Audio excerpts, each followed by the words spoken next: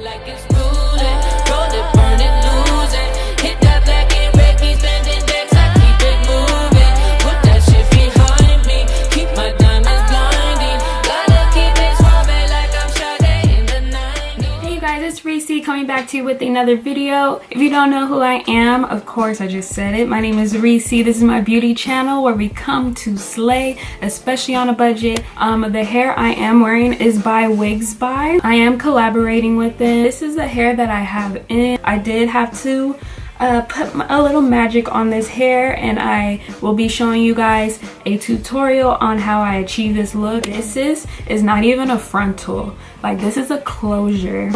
This hair does say lace frontal wig, but when I got it, it is not a frontal.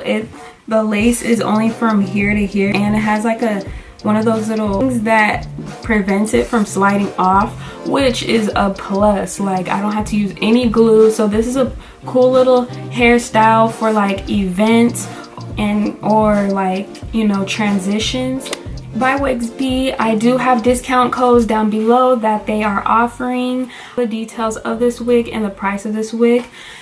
But yeah, so if you want to know how I achieved this hair color, stay tuned.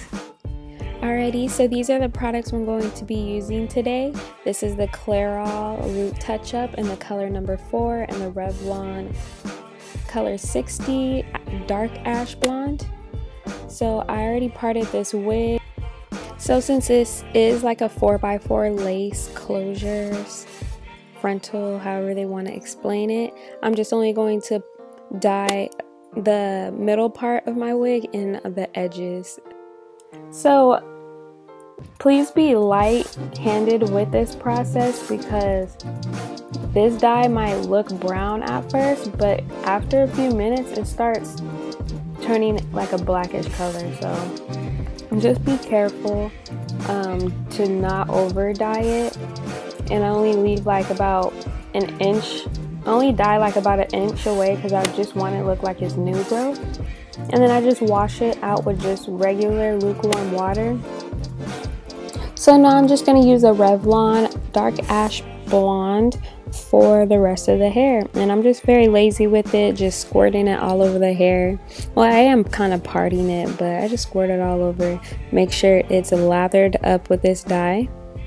And then after probably like 20 minutes, the hair does turn like a purplish gray. I did only use one box on this wig, so don't buy multiple boxes. I think one box is really good. It's good enough for one wig.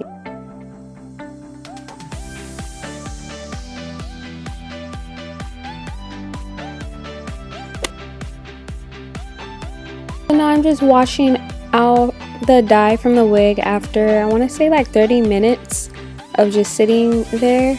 And I just use the conditioner that it came with in the box because it just makes the hair super soft and conditioned and back to healthy.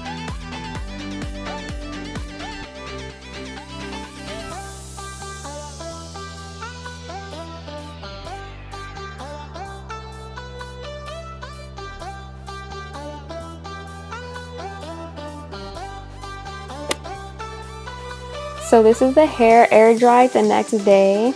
I'll show you the wig and how it's constructed.